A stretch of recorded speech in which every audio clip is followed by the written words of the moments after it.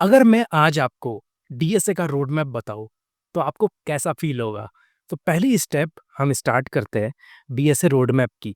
तो भाई मेरे पास पेन है, ओपन करते हैं, ठीक है? इसका दूसरा माइक ऑन किया मैंने, डीएसए, ठीक है? Road map. तो डीएसए रोड मैप जब भी आप स्टार्ट करोगे, सबसे पहले हमें एक बेसिक लैंग्वेज आना चाहिए। दूसरी स्टेप, बेसिक लैंग्वेज जब आपने पढ़ ली, बेसिक लॉजिक्स आपसे होना चाहिए, जैसे कि एरे का मैनिपुलेशन, ठीक है? और जो हमारे स्टार पैटर्न वाले क्वेश्चन होते हैं, ये सब बेसिक्स में आ जाते हैं। साथ ही साथ में एरे के बारे में पूरा पढ़ना, स्ट्रिंग के बारे में पूरा पढ़ना कि स्ट्रिंग का मैनिपुलेशन कैसे करते हैं, रिवर्स ऑफ स्ट्रिंग कैसा होता है। सेकंड स्टेप में जब आप डीएसए को स्टार्ट करोगे, आपको बेसिक चीज़ों से पहले स्टार्ट करना है, जैसे कि लिंक लिस्ट, ठीक है? हम लिंक लिस्ट के बारे में समझेंगे कि भाई ये जो लिंक लिस्ट है, ये किस तरीके से बनती है, इसका इंसर्ट ऑपरेशन, ठीक है? डिलीट ऑपरेशन, ये सब आपको पता होना चाहिए। मर्जिंग ऑपरेशन भी पता होना चाहिए, जो हेल्प करेगा आपको। उसके बाद आप शॉर्टिंग एल्गोरिथम्स पे जाओ कि भाई मर्ज शॉर्ट कैसे काम करता है, ठीक है? मर्ज शॉर्ट, क्विक शॉर्ट, जब ये हो जाए आपका, और भी बहुत सारे शॉर्ट्स होते हैं, तो वो सब देख लेना।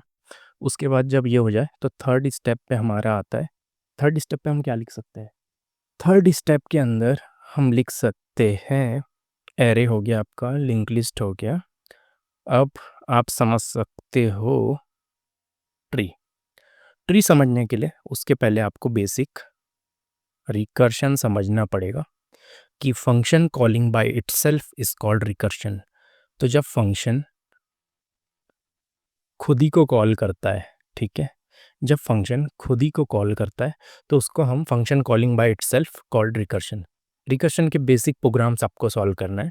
जब आपको रिकर्शन आने लगेगा, तो आपको रिकर्शन का सेम मर्ज शॉर्ट समझना पड़ेगा। मर्ज शॉर्ट एक शॉर्टिंग एल्गोरिथम है जो रिकर्शन के थ्रू होती है। क्विक सॉर्ट भी रिकर्शन के थ्रू ही होती है। तो आपको रिकर्शन अगर अच्छे से आता है, तभी आप ये दो एल्गोरिथम को समझ सकते हो। दूसरी चीज़, जब आपने ये दोनों एल्गोरिथम समझ ली, तो आप फोकस कर सकते हो किस पे? रिकर्शन के बेसिक प्रोग्राम पे, कि जैसे एक होता है पावर फंक्शन, कि भाई 2 टू द पावर 2 कैसे निकलता है। तो इसको भी आप रिकर्शन से सॉल्व कर सकते हो।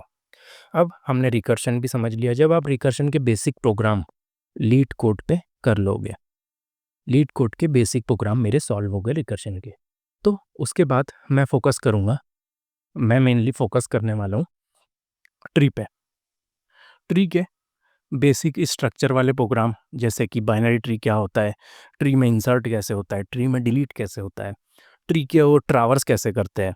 तो ट्रावर्सिंग के लिए in order, post order, pre order, ये सब आप यूज़ करोगे और आप ट्रैवर्स करोगे। बाइनरी सर्च की बहुत सारी एल्गोरिथम होती है, सर्चिंग कैसे करते हैं। बाइनरी सर्च बहुत ही ऑप्टिमल होता है, तो वो सब देख लेना। ट्री के और भी पैटर्न्स होते हैं, वो भी आप समझ सकते हो। तो ये सब चीज़ें आपको देखना होगा। ट्री के बाद आपका फाइनल टॉपिक आएगा ग्राफ और डीपी।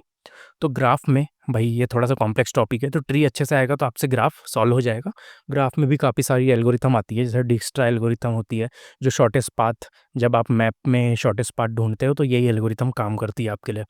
उसके बाद जब हम डीपी पे जाते हैं, तो जितने भी एरे के क्वेश्चंस होते हैं, जो टाइम कॉम्प्लेक्सिटी दे देते हैं हमारी 2 टू द पावर ओ ऑफ एन। तो जब ये टाइम कॉम्प्लेक्सिटी आपके पास आती है, तो उस समय डीपी का फॉर्मूला से आप उसको एन स्क्वायर में कन्वर्ट कर सकते हो। जैसे डीपी का यूज़ किया, तो आपने 2 टू द पावर एन को एन स्क्वायर में कन्वर्ट कर दिया, और एन लॉग एन में भी कन्वर्ट कर सकते हो, ठीक है? ये सब तरीके से अगर आप डीपी लगाते हो, तो डीपी कॉम्प्लेक्सिटी को इस तरीके से रिड्यूस कर देता है और स्पेस कॉम्प्लेक्सिटी इंक्रीज कर देता है। तो आप बेसिकली स्पेस यूज़ करके आपका टाइम बचाते हो, जो कि बिल्कुल डेफिनेटली सही है, क्योंकि स्पेस हमेशा सस्ता होता है और टाइम हमारे लिए बहुत ज़्यादा कॉम्प्लेक्स होता है और ज़रूरी भी होता है। तो इस तरीके से ये आपका पूरा रोड मैप है, जिसके तरीके से आप कर सकते हो।